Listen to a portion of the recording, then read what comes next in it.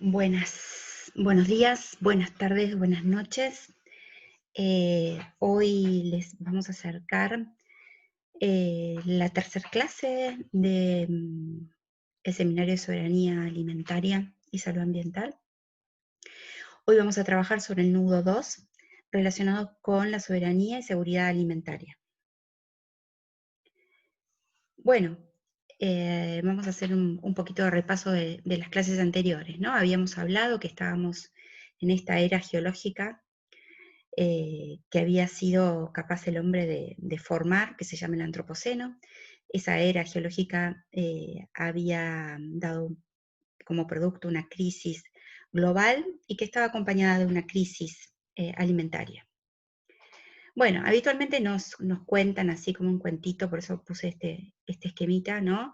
Que la vida en el campo es así, que está el granjero con sus vacas y sus pollos y sus maíces, a veces cerca de las montañas, ¿no? Y tienen árboles frutales y el molino de agua, pero esto no es así, ¿no? Sabemos que actualmente la agricultura es intensiva, eso lleva muchos costos sociales y ambientales, ¿no? Los productores agrícolas tienen que tener muchos insumos, sobre todo relacionados con los plaguicidas y los fertilizantes, mucho consumo de estas sustancias y por lo tanto, como son importadas, varias de ellas, utilización de dólares para poder afrontar todos esos gastos, y lo cual eh, expone a estos agricultores a una situación bastante complicada. Hablo de los pequeños agricultores, ¿no? No hablo de las grandes escalas. Esta agricultura intensiva, por ejemplo, en Estados Unidos, se sabe que en 1903 se utilizaban 307 variedades de maíz. En 1983, solamente 12. Y en el 2000, utilizando variedades transgénicas, BT, solamente 5. O sea que de esta variedad de maíces con un montón de colores y con mazorcas sumamente llamativas y divertidas, pasamos a esto, ¿sí? Que supuestamente estos maíces transgénicos son resistentes a enfermedades. Acá vemos eh, una enfermedad por un hongo, ¿no? Una enfermedad fúngica. Y vemos de esta variedad sumamente divertida e incluso llamativa a la vista, a esto. Esta es la consecuencia de la agricultura intensiva, ¿no? La pérdida de variabilidad en los cultivos. También, bueno, obviamente estaban afectados los bancos de semillas, hay un consumo del agua, generalmente es agua potable, ¿no? La que se utiliza, o por lo menos que se puede beber por los seres humanos. También utilizan hay un exceso del consumo de petróleo, porque bueno, muchos de los productos que se utilizan en la agricultura son derivados de petróleo.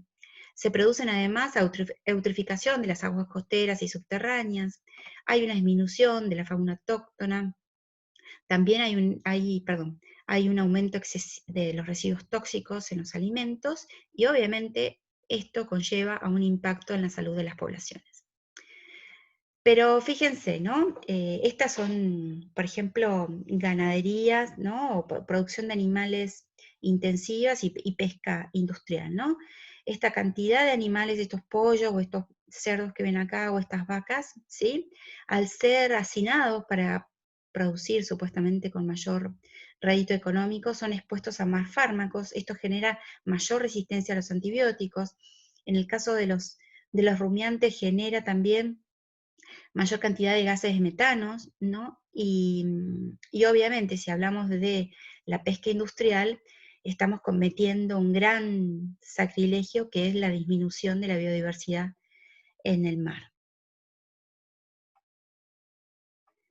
Bueno, y esta agricultura, ¿no? Donde acá puse esta foto con muchas jeringas y las frutas todas así como parchadas y pintadas y preservadas como si fueran unas momias, ha hecho que estos, estos alimentos se conviertan en objetos, ¿no? Objetos de diseño, objetos que tienen que aguantar temperaturas o que tienen que aguantar sequías, ¿sí? Y ya no son más alimentos, son objetos. de diseño porque pueden durar, digamos, o madurar eh, más tardíamente. Esto es increíble, pero sucede y debemos frenarlo. Debemos tomar conciencia de que estas cosas suceden y debemos frenarlas. Pero ¿cómo hacemos? Una de las cosas que muchas personas estamos pensando es que la producción de los alimentos debe ser reformada, ¿no? A través de la agroecología, en donde se puedan cultivar plantas, aumentando la variabilidad de los cultivos, en donde la producción de animales sea en forma pastoril o en donde la pesca sea en forma artesanal o pesca responsable.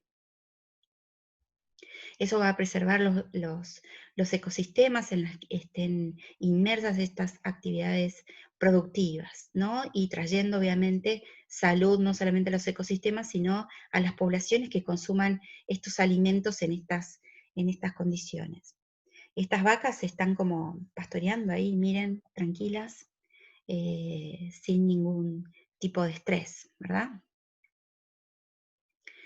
Bueno, si nos ponemos a pensar cuántos tipos de alimentos tenemos a la mano en este momento de la humanidad, tenemos tres grandes tipos, ¿no? Alimentos frescos, en donde tenemos a las carnes, ya sea cualquiera sea su origen, a los lácteos, como a la leche, a los huevos, a las frutas, a las verduras, a los cereales. Después tenemos los alimentos procesados, que serían como conservas o panificaciones, y después tenemos alimentos, o bueno, sustancias que son comestibles, ultraprocesados, ¿no? Y acá ustedes pueden ver muchos paquetes, mucho plástico, mucho conservante, mucho aromatizante.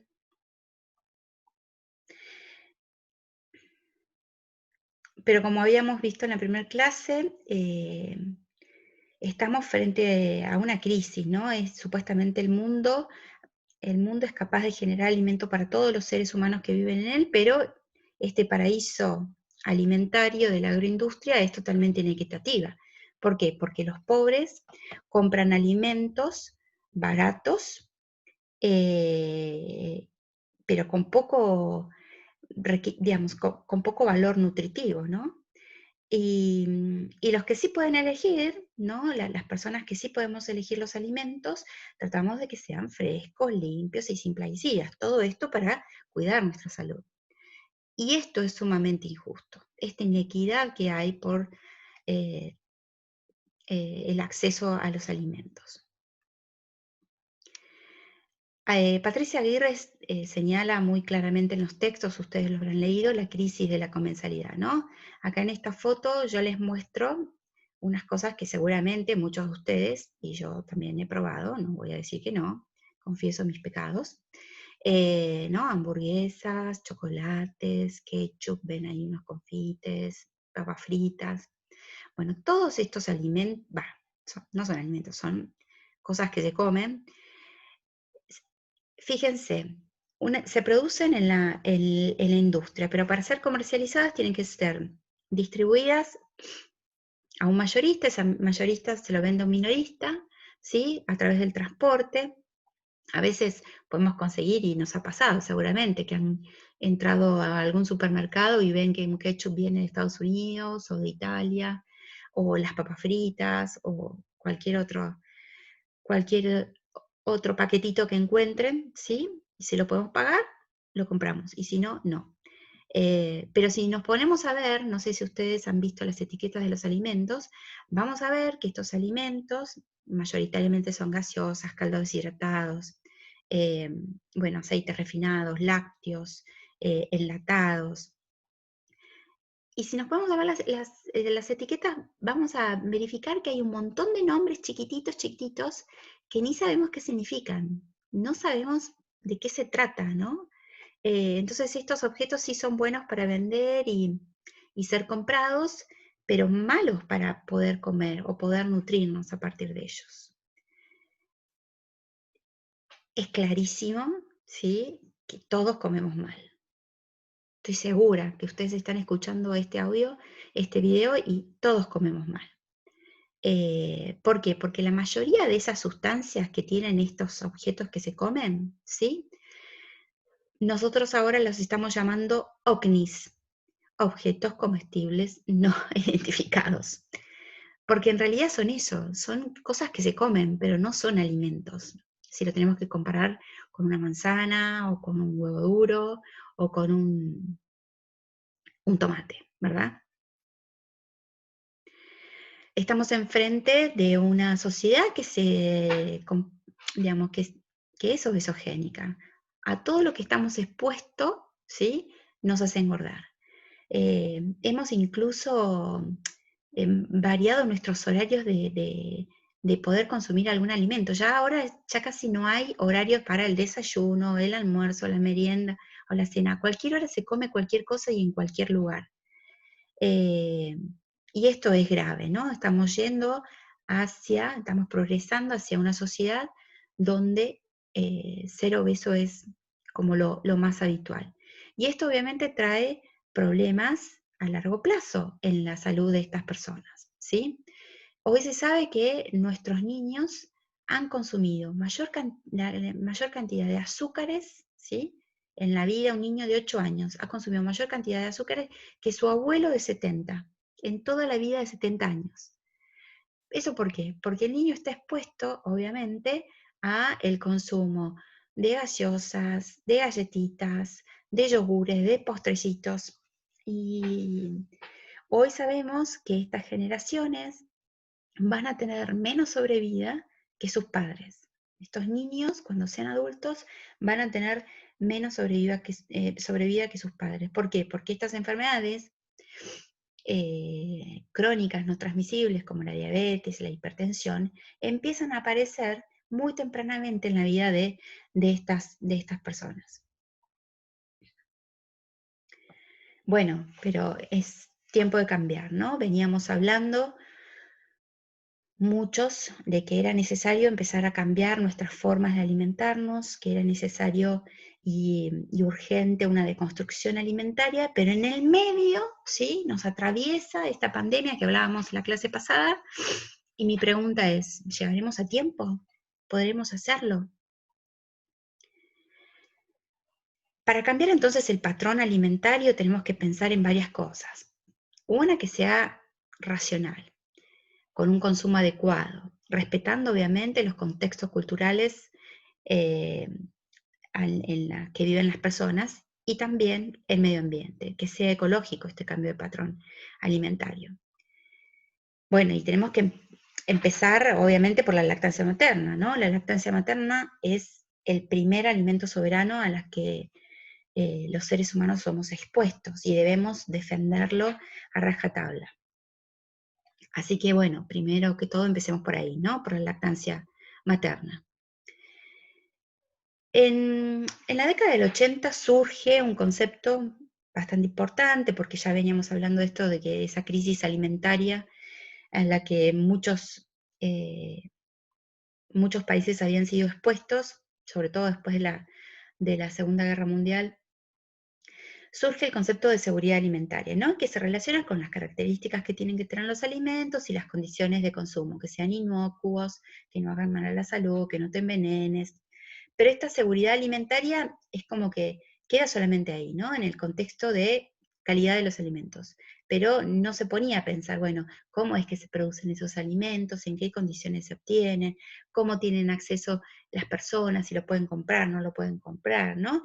Este concepto, incluso hay una ley nacional acá en Argentina, que es la 25.724, que garantiza el derecho a la alimentación de toda la ciudadanía. Hubieron programas muy importantes como el de ProHuerta, que justo ayer eh, se conmemoró los 30 años del programa de ProHuerta. Bueno, intercambio bastante justo eh, de los productos que se producen y cómo se pagan, el control del niño para que no tenga acceso a consumo de alimentos ultraprocesados, pero no analiza en profundidad la complejidad que es la producción de los alimentos. Entonces aparece la soberanía alimentaria como un paradigma a seguir, ¿no? El primer concepto de soberanía alimentaria surgió a mediados de la década del 90. en un foro alimentario en Roma, en donde la vida campesina, ellos aquí en esta diapo les dejo un link donde pueden consultar, que está muy bueno, muy claro, comienza a hablarse, bueno, qué es la soberanía alimentaria y qué cosas deberíamos pensar para que los pueblos tengan acceso a sus alimentos. Estas personas empezaron a decir, bueno, la soberanía alimentaria es el derecho que tienen todos los pueblos a poder acceder a los alimentos en forma sana, segura y soberana, que tengan acceso a la tierra, que no contaminen los ecosistemas, que haya variabilidad genética entre las distintas especies de cultivos. Eh, en fin, como una mirada mucho más amplia, que incluso sean posibles de comercializar en cercanía, entonces no se tenga que gastar mucho combustible en el traslado de estos productos, que sea de comercio justo, y que los productores que están produciendo esos alimentos sean propietarios de la tierra. Entonces también empieza la soberanía alimentaria a discutir la titularidad de la tierra. Y obviamente la soberanía alimentaria también dice, como concepto, que como no genera gastos de combustibles, no genera consumo de plaguicidas ni ningún otro producto para el agro, no hace granjas industriales de animales, sino que utilizan la ganadería pastoril o la pesca artesanal, entonces contribuye, ¿sí?, al, a la- positivamente al cambio climático, ¿no? Que no genera factores que provoquen más impacto en el cambio climático. Eh, entonces, bueno, una de las consignas es esta, ¿no? La Cátedra Libre de Soberanía Alimentaria de la carrera de nutrición de la Facultad de Ciencias Médicas de la UBA tiene este afiche donde dice alimentate sano, seguro y soberano. Entonces, bueno, como les decía hace un rato, la soberanía alimentaria va a estar hablando de los comercios de cercanía, de que esta crisis alimentaria se puede llevar adelante con la agroecología, con la ganadería pastoril, con la pesca artesanal, con que los productores tengan acceso a la tierra, que no se desperdicien los alimentos, eh, digamos, que no se utilizan los cultivos para hacer biocombustibles, entonces obviamente disminuiría el cambio climático. Otro punto importante que discute la soberanía alimentaria son las semillas, ¿no? Que las semillas estén a la mano o que todos los campesinos tengan acceso a las semillas y que las semillas son un patrimonio colectivo de todos los pueblos, ¿no? Eh, y esto hay que preservarlo. Actualmente hay hay toda una movida de personas que guardan semillas y hay, por ejemplo, eventos de trueques de semillas, entonces van los productores y trocan unas semillas de especies unas con otras y así van cuidando el patrimonio, ¿no? Eh, genético de estos cultivos. Pero ¿qué pasó? Bueno, pasan cosas, ¿no? La industria supo encontrar en las semillas un instrumento de control y dominación.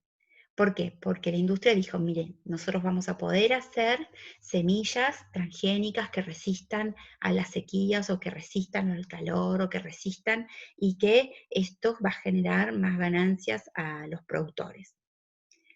Pero las semillas no vienen solas, vienen con todo un paquete tecnológico juntos, ¿no? Y ese paquete tecnológico cuesta plata, dólares, y los productores tienen que poner dólares. Entonces, de esta forma pudieron controlar a los sectores productivos del sistema alimentario. Y las semillas tienen patentes.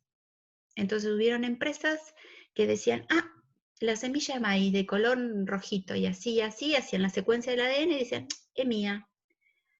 Y eso no está bueno, porque las semillas no la inventaron estos científicos o estas empresas.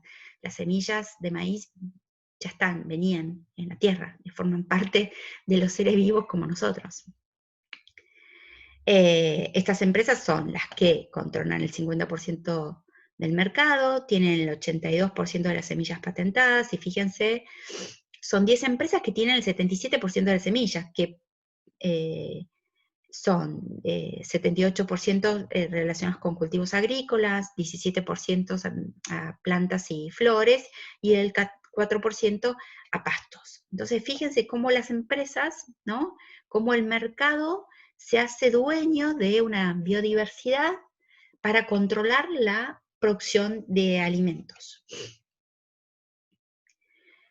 A tal punto que a veces, en algunos lugares, y en Argentina se ha vivido situaciones como esta, donde se llevan a cabo estas ferias que les decía de trueque de semillas, y a veces aparece la gendarmería o la policía para tratar eh, eh, de que no se lleven a cabo esos intercambios de semillas porque dicen que son ilegales.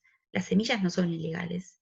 Las semillas están en la tierra, y desde que el hombre hace más de 10.000 años empezó a tener manejo con estas semillas, son de las personas que puedan cultivarlas, ¿verdad? Bueno, ¿qué impacto entonces tienen las normas de las semillas sobre los derechos de los agricultores, la soberanía y la autonomía alimentaria de los pueblos? Bueno, es un horror, porque si decimos que las semillas son de las empresas, entonces nuestros alimentos también son de ellos. ¿Qué autonomía tenemos para poder decidir qué comer y qué no comer? Esto es realmente grave. Como les decía, estas semillas que vienen patentadas, ¿no? Son organismos genéticamente modificados, eh, supuestamente constituyen una innovación científico-tecnológica, pero vienen acompañadas de plaguicidas, ¿sí? Eso es importante que lo sepamos. Los organismos genéticamente modificados per se no harían demasiado daño. El tema es que vienen siempre con los plaguicidas. Bueno, y acá vamos a hacer como un apartadito, eh, vamos a describir un poquito qué son los plaguicidas y cuándo surgieron, ¿no? Los plaguicidas surgen en realidad en la Primera y Segunda Guerra Mundial, ¿no? Son compuestos químicos derivados del petróleo que se utilizaron fundamentalmente como armas químicas. El tema es que, por ejemplo, ven acá en esta diapositiva, el 2,4-D, ¿no? Que es un herbicida, fue utilizado en la Primera y Segunda Guerra Mundial y en Vietnam también. El endosulfán en la Segunda Guerra Mundial por Bayer, por ejemplo, este era el que se utilizaba en las cámaras de gas para... bueno, o Calypso, también de Bayer. Entonces fíjense que en realidad los plaguicidas son armas químicas, ¿sí? El tema fue que cuando se terminó la guerra, era tanta la industria química relacionada con la guerra, cuando se terminó la Segunda Guerra Mundial, dijeron, bueno, ¿qué hacemos con todo esto que tenemos armado acá? ¿Qué podemos hacer? Y bueno, y a alguien se le ocurrió que, bueno, que si mataba seres humanos, bueno, también podía matar insectos, ¿no? Que eran una de las grandes cosas que tenían para controlar los cultivos. Y ahí ingresaron los plaguicidas, ¿sí? A partir de finales de la década del 50 y 60, ingresan los plaguicidas a ser utilizados en el agro como posibles controladores de plagas. Entonces, los plaguicidas serían esto, ¿no? Cualquier sustancia o mezcla de sustancias destinadas, escuchen bien, prevenir, destruir, controlar cualquier plaga. Y acá las plagas pueden ser insectos, pueden ser otras plantas, ¿sí? Hay una clasificación, ¿sí? La OMS clasifica los insecticidas, por ejemplo, en función de la peligrosidad. Entonces tenemos plaguicidas sumamente prohibidos, como el paratión, el dieldrin o el eldrin, o el DDT, que están prohibidos porque se les ha comprobado su capacidad de ser cancerogénicos, teratogénicos. O tenemos otros que todavía se están utilizando, bueno, acá ya en el valle no, pero se siguen utilizando, como el clorpirifos, que es un órgano fosforado. El acetamiprid se usa todavía actualmente acá en el Alto Valle, es un neonicotinoide. Bueno, también están los piretroides, esos piretroides los podemos encontrar, por ejemplo, en los aerosoles estos de RAED o hogareños. Bueno, ahí lo tienen. Bueno, seguramente han escuchado hablar de Monsanto, ¿no? Monsanto es una empresa que surgió como primeramente elaboradora de edulcorantes a principios de 1900 y ya en la década del 60 se dedicaba a hacer PCBs y después en el 70 glifosato.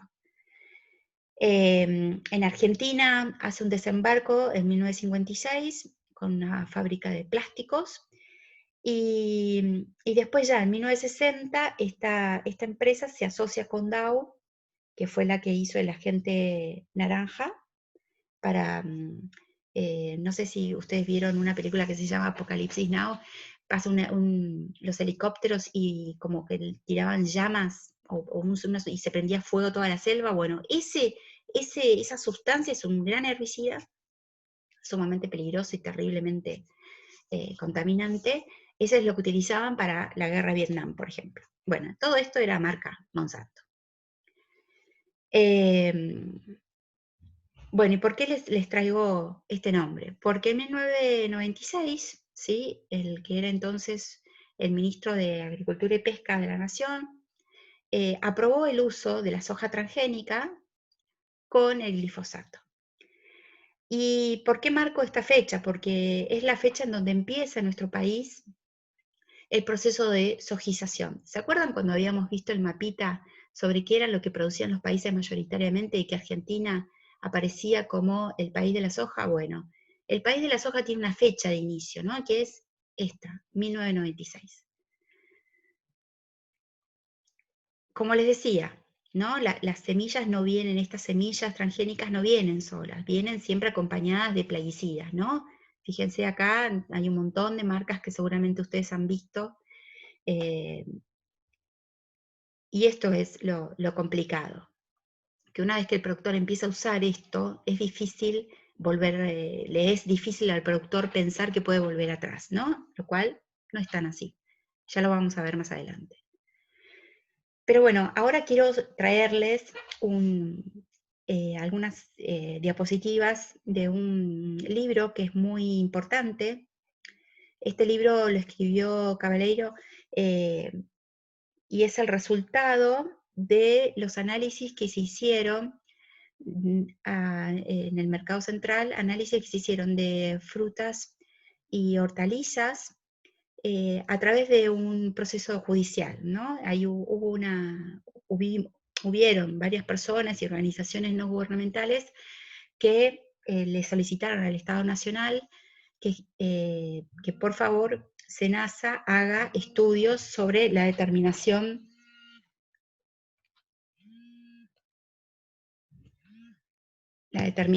de plaguicidas. Ese informe que hizo SENASA, porque tuvo que ser judicializado, ese informe que hizo SENASA, estas personas que pertenecen a una organización que se llama Naturaleza de Derechos, lo, lo hizo mucho más didáctico y más entendible para cualquiera. Y yo se los acerco porque me parece que es un libro que deberíamos todos tener conciencia de leer. Esto, el plato fumigado, si tiene agrotóxico no es alimento, ¿verdad? 3.000 personas fueron las que enviaron su comentario y exigiendo a SENASA, ¿no?, la determinación de agrotóxicos en estas frutas y verduras. Fíjense, SENASA hacen las determinaciones y larga una lista como esta que es interminable y que si uno no está muy ducho con los términos, no entiende de qué se trata, ¿no? Pero bueno, miren lo que hicimos, lo que hizo esta asociación, y fíjense, en las acelgas, en los muestreos que hicieron de acelgas, pudieron ser detectados 28 agrotóxicos. Y acá hay de todo, abamectina, endosulfán, clorpirifos, DDT, el DDT está prohibido, pero se ve que lo siguen usando. Bueno, en el ananá, fíjense, también, un montón. La albahaca, de todo le ponen, miren.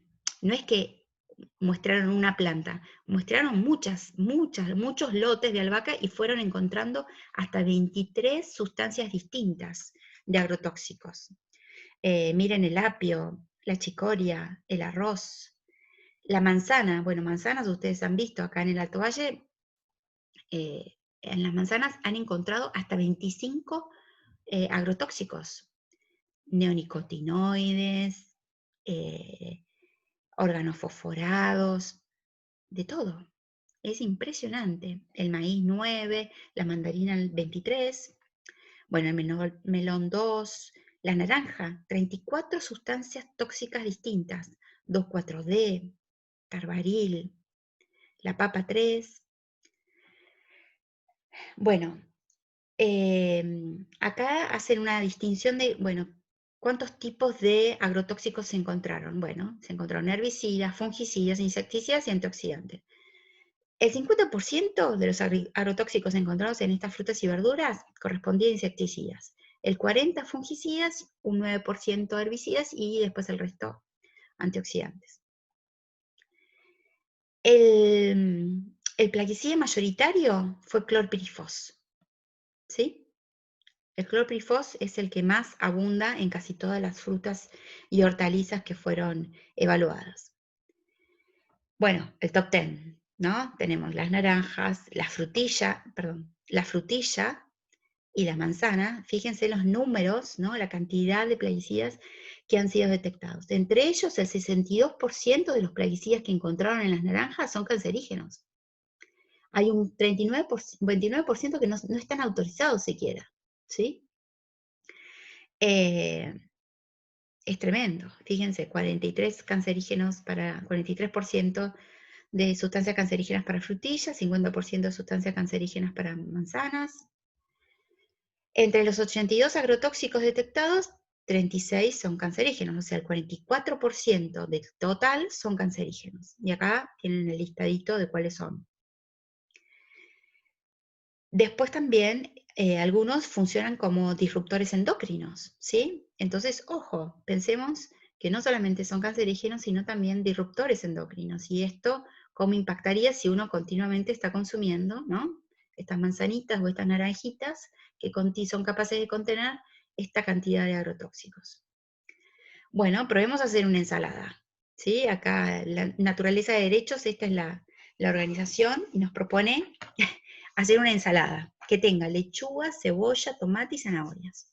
Fíjense, vamos a tener en esta ensalada un 64% de disruptores endocrinos, un 43% de cancerígenos y un 43% de las sustancias también son neurotóxicas. Así que, olvídate, ¿no?